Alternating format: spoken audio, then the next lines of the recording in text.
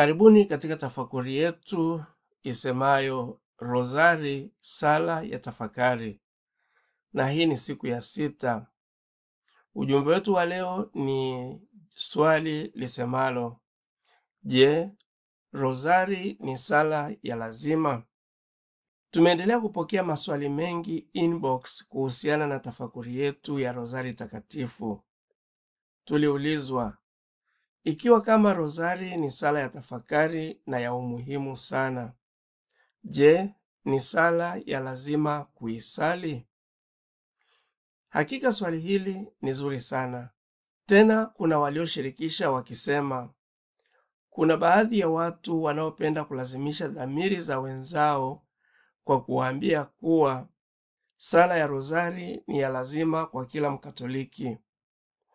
Lakini lazima hii haijawekwa na kanisa na hakuna sheria ya kanisa inayosema ni lazima mtu asali sala ya Rozari. Rozari inaweza kuwa pengine ni sala inayopendekezwa zaidi na kanisa, lakini haijalazimishwa kwa njia yoyote ile. Inawezekana usisali Rozari hata mara moja katika maisha yako yote, lakini isiwe ni sababu ya kuukosa ufalme wa Mungu. Hakuna atakayekuhukumu au hakuna atakayehukumiwa kwa kukosa kusali sala ya Rozari. Kuna baadhi ya watu wanaopenda kuwafanya wengine wahisi hatia ikiwa kama hawasali Rozari, na hivyo wanawafanya wasali Rozari kwa kutimiza wajibu. Hivyo si vyema.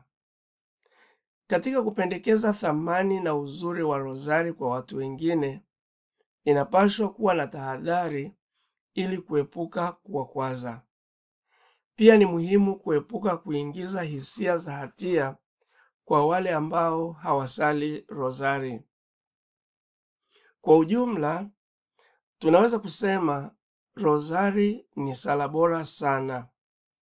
Hata hivyo, waamini wanapaswa kujisikia huru kusali kutokana na uzuri wake, na sio lazima. Tumsifu Yesu Kristo.